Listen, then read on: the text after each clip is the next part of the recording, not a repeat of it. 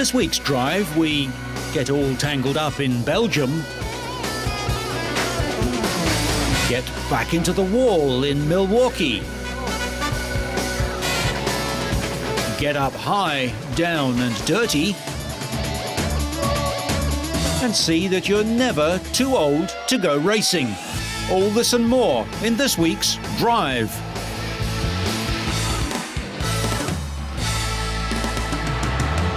The Spa-Francorchamps circuit in Belgium hosted rounds 11 and 12 of the 2005 World Touring Car Championship season. Reigning champion Andy Priaulx took an early lead in his BMW from Alfa Romeo's Augusto Farfus, who'd started from pole position. Then Germany's Michael Funk flipped his Ford Focus at Eau Rouge, causing the safety car to be deployed for 2 laps.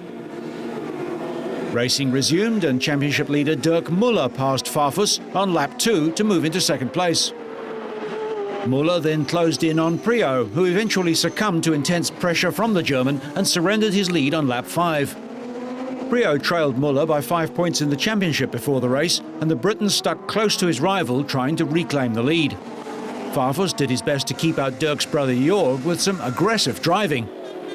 Dirk crossed the line in front, with Priaulx 0.2 of a second behind, while Jorg Muller made it a BMW 1-2-3 after holding off Farfus to finish third.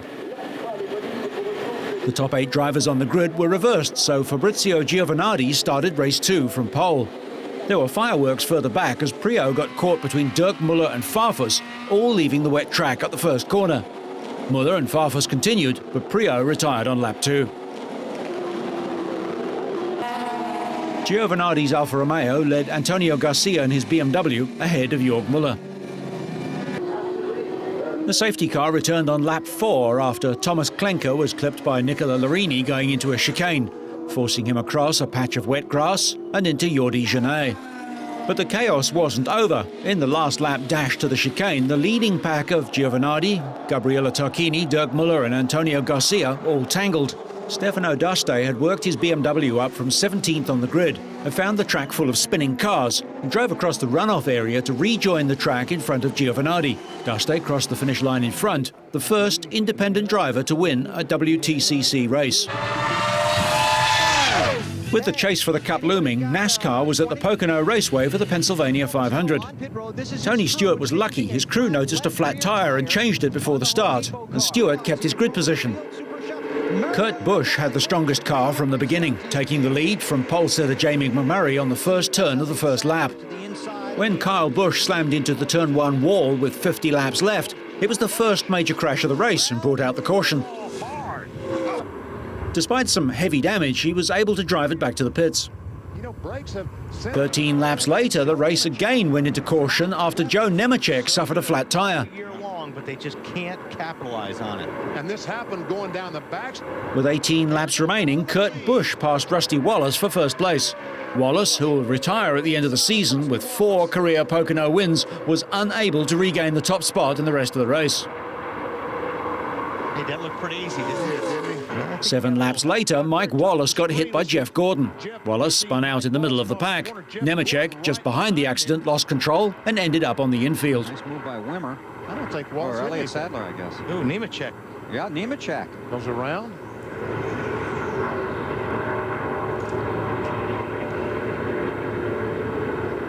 On lap 195, Greg Biffle's tyre went flat too, and Michael Waltrip rear-ended him. The rear of Waltrip's car slammed into the wall, forcing the 10th caution flag of the day. And Michael just has no rear. After the caution was lifted, Waltrip's damaged car spun again. His deck that has been bent up and blocking the rear spoiler, so you're right. No force at all. Because of all the cautions, extra laps were added to the race, and on lap 202, Casey Kane hit the wall, forcing yet another yellow flag. The race ended under yellow flags, with Busch, who also won at Phoenix, winning and claiming a 7th top 5 finish. Air temperature soared to 36 degrees and the track temperature reached 52 degrees to torment Indy Racing League drivers and spectators on a hot, muggy day. Double champion Sam Hornish took pole position with a track record in qualifying at the Milwaukee Mile. Hornish led off the line and stayed out in front for the first 112 laps before being passed by Dan Weldon, the series points leader. the key, actually, when you have a situation. Rookie sensation Danica Patrick was running sixth on the 126 of 225 laps when it appeared the rear of her Rahal Letterman racing car slid out from under her, sending her rear end first into both the outside and the inside wall at the second turn. She escaped injury despite the force of the crash. Yellow Pennzoil car. Patrick's teammate Buddy Rice also crashed on lap 168 with a suspected rear wing or rear suspension failure. His car burst into flames, but luckily Rice managed to get away in time. Despite a sore foot, he was declared fit to drive by the track medical centre. Obviously a little sore. This is one of the racetracks that we have that does. On lap 187, Hornish was running inside his Team Penske teammate Helio Castroneves as they jockeyed for fourth place. Hornish's left rear wheel hit the right front tyre of Castroneves, who spun into the wall, destroying his rear wing. Hornish was leading on lap 212 when his car slid on a patch of oil. He managed to regain control, but Dario Franchitti snatched the lead. No problem. Hornish regained the lead for good 5 laps later. Franchitti held second and Thomas Scheckter was third, followed by Kanaan, Weldon and Brian Herter, the last driver on the lead lap. It was Hornish's second win of a season and 14th of his career, and it moved him into a tie for second in the points race with Dario Franchitti, 68 points behind Dan Weldon.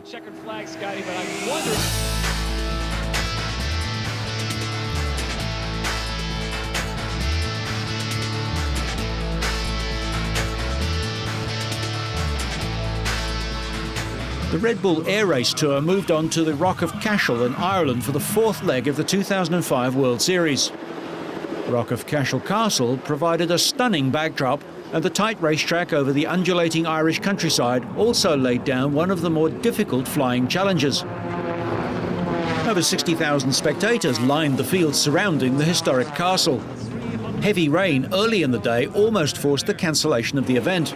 Organisers deemed that it could go ahead, but powerful gusts of wind later in the afternoon made conditions extremely difficult, and the competition was reduced from 2 rounds of racing just to 1. The first 3 air races of 2005 used courses that were either over water in Abu Dhabi and Rotterdam or an airfield, as at Zeltweg. Essentially, the pilots were flying over flat surfaces, but not so in Cashel. In all, the pilots were required to make 13 gate crossings just 20 metres above the ground and perform 2 aerobatic manoeuvres at speeds of up to 400 kilometres an hour. It was Hungary's Peter Bussigny who coped best. He maintained his superb form this season with a time of 1 minute 9.2 seconds, over 2.5 seconds clear of his nearest rival. A superb clean run gave him maximum points, and his second win of the season moves him to the top of the World Series rankings, 3 points clear of the USA's Mike Mangold. France's Nicolas Ivanov was second with a career-best performance. He also managed a penalty-free round, 2.2 seconds off the pace. Mike Mangold, who led coming into the event, could manage only 5th in the challenging conditions, seeing his chances of a 3rd victory this season disappear when he picked up a 10-second penalty for touching a gate with his wing.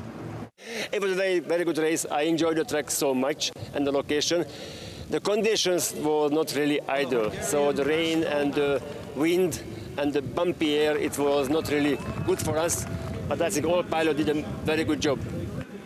The 5th leg of the 2005 World Series takes place at Longleat in England, and Budapest and San Francisco will host the remaining rounds.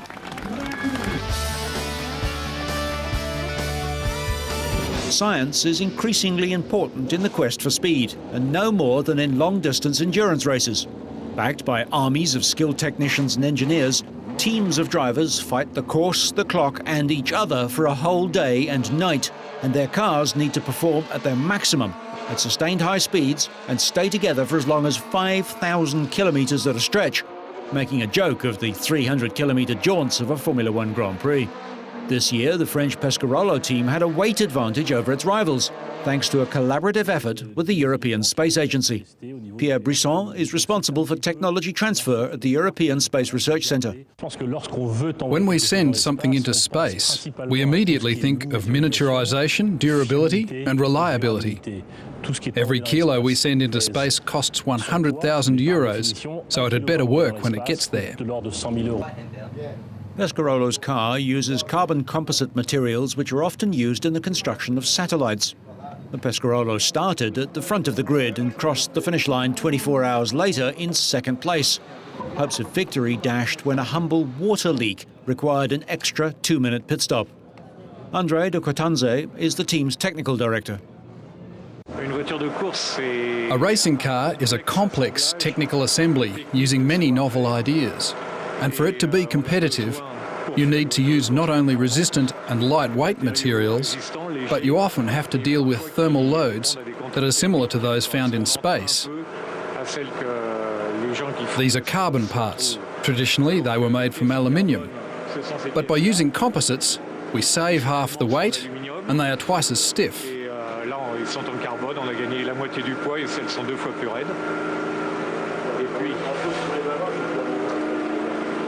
There's also vital heat insulation. Here, it's between the motor and the fuel tank. Only 6 millimetres thick, it provides near 90% heat resistance. Motor racing gives space engineers the chance to test weight, heat resistance, strength and reliability without leaving the ground. These elements come from composite materials developed for and used by satellites in particular. And inside the car there are others, particularly safety devices. We've used the same thermal protection that we use on the Vulcan motor in the Ariane rocket. Another similarity between racing and space exploration is the desire to go faster and further for longer. 80 years ago, Henry Ford believed that racing improves the breed. Then, as now, motorsport offered an opportunity to test new technologies before introducing them in mass-produced cars. Forged in the heat of motorsport, testing processes and parts for satellites does the same, before sending them into space where the failure of a small component would cost tens of millions. Although the team didn't win the Le Mans race in 2005, the ESA-Pescarolo partnership have their eye on the future.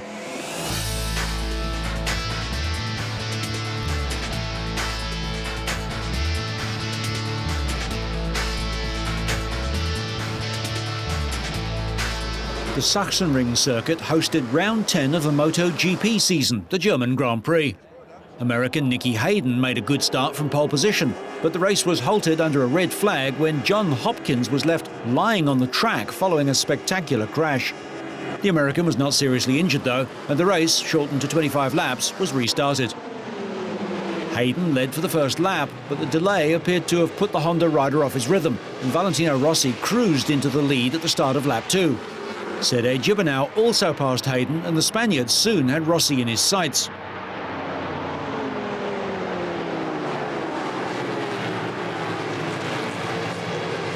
Rossi eventually conceded first place to Gibernau, the only man who looked likely to lift his title last year, but who's endured a dreadful season so far this year. But a late mistake saw the Italian reclaim the lead. Gibernau was desperate to hold off the challenge of Rossi, but the Honda rider gifted victory to his rival by outbraking himself on the first corner of the last lap. It was Rossi's 76th win in 150 Grand Prix starts, putting him level with Mike Hailwood in third place on the list of all-time victories. A disappointed Gibernau had to settle for second place, while Hayden finished third. The race was very tough, for sure. It was a great battle. Anyone are able to go. We are 3 or 4 very close to the end. At one time, start a lot of problem, a lot of sliding on the left rear tire. But I lost also the second position for Nicky. But at the end, I was able to come back, and I was ready for the battle with Gibernau for the last lap. For sure, will be an hard battle. But unfortunately, he did a small mistake in the first braking, and he go wide, and was more easy. 4 times and reigning Premier Class champion Rossi moves 120 points clear of his nearest rival, compatriot Marco Melandri, but the battle for second couldn't be closer. Alex De Angelis started the 250cc race from pole position, with champion Daniel Pedrosa looking to move ahead from second place on the grid. But after the first corner, Jorge Lorenzo led Hiroshi Aoyama and Pedrosa. San Marino rider De Angelis fought his way back up to the front, only to concede the lead to Pedrosa on lap 12 of 29. Pedrosa then pulled away from D'Angelis and went on to win his 5th race of the season. D'Angelis held on for 2nd place and Japan's Aoyama completed the podium places. The Spanish teenager consolidated the defence of his title at the top of the 250cc standings, but it's revealed he will race a Honda in the MotoGP class next year. There was drama from the first corner of the 125cc race. 3 riders collided in the middle of the pack and slid off the track, with a 4th going wide to avoid the carnage. All 4 riders escaped serious injury. Another crash later in the race saw the red flag make an appearance. Manuel Poggioli's Gilera was left in the middle of the track and the race was brought to a premature end. The final positions were taken from the standings at the end of lap 20, so Mika Kallio picked up his 2nd win of the season. Luthi of Switzerland claimed 2nd place to move to the top of the 125cc standings, while Italian Marco Simoncelli finished in 3rd. Round 12 of the Motocross World Championships took the paddock to Belgium. Race 1 saw home favourite Stefan Everts fall at the 2nd corner and drop to the back of the field, the lead assumed by Brian Jorgensen of Denmark.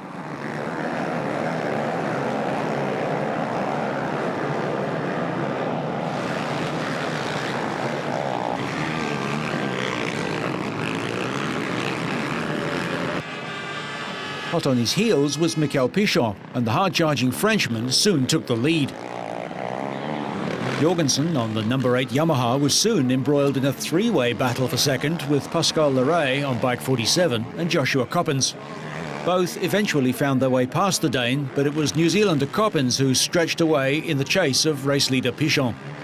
Also charging was the championship leader and multiple world champion Everts, making up good ground after his early fall to challenge Jorgensen for 4th place.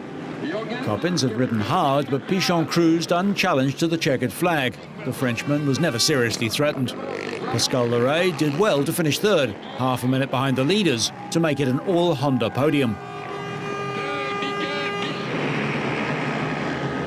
Buoyed by his earlier success and determined to spoil Everts' home Grand Prix, Pichon scorched into an early lead in race 2, ahead of a much-encouraged Jorgensen. Again, a couple of riders fell off at the 2nd corner.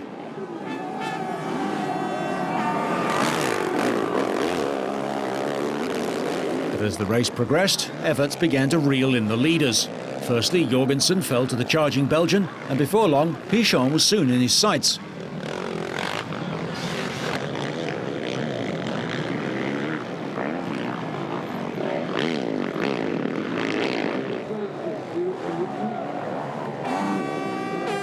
Coppens was defending his 3rd position from another Belgian rider, Ken de Dicker. Everts soon closed up on the leader and was aggressively attacking Pichon's lead.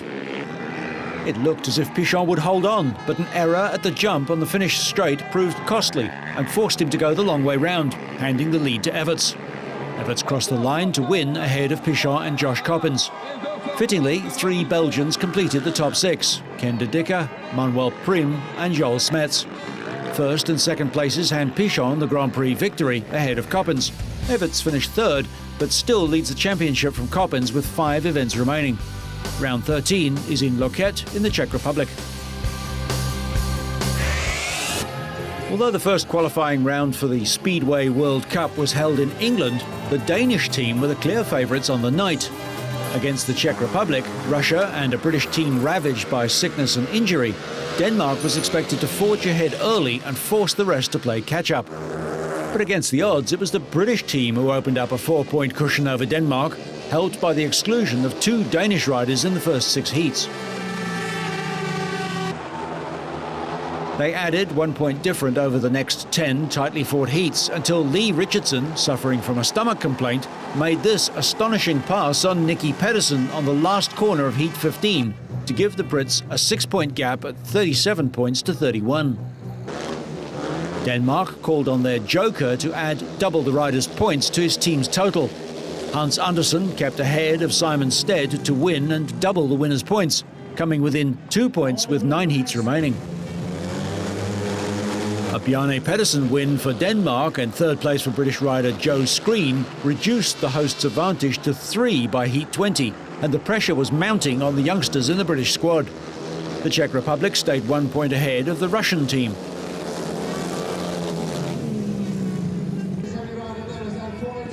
But Chris Harris, in his first outing for the Great Britain team, rode flawlessly, moving from third to win Heat 21 and give his team a 5-point lead with 4 heats remaining. In an evening that from the start was clearly between Britain and Denmark, pressure was also mounting on the Czech and Russian teams. For either team to keep alive dreams of reaching the final, one of them must come third and enter the race-off.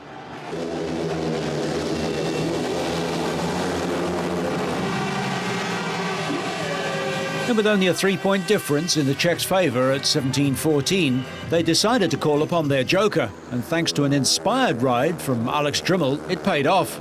He saw off Dane Charlie Kajeda, Englishman Joe Screen, and importantly, Russian Denis Gitsatelin, to confirm his team's position in the race-off. It was the Czech Republic's first win of the evening, and its importance clearly delighted Trimmel.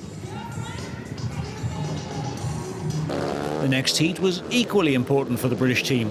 Lee Richardson's win over Bjarne Pedersen confirmed the round 1 victory for them. They now go straight to the final. Round 2 takes place in Sweden, where Poland, Australia, Germany and Sweden will battle it out. The winner confirmed a slot with Great Britain in the final.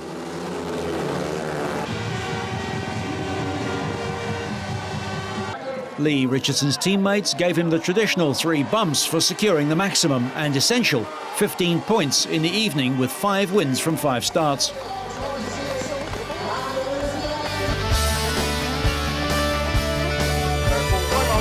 And finally, it was an unusual day at the motor racing circuit at Zandvoort in the Netherlands. Not racing cars, but battery-powered electric buggies were competing on the asphalt track.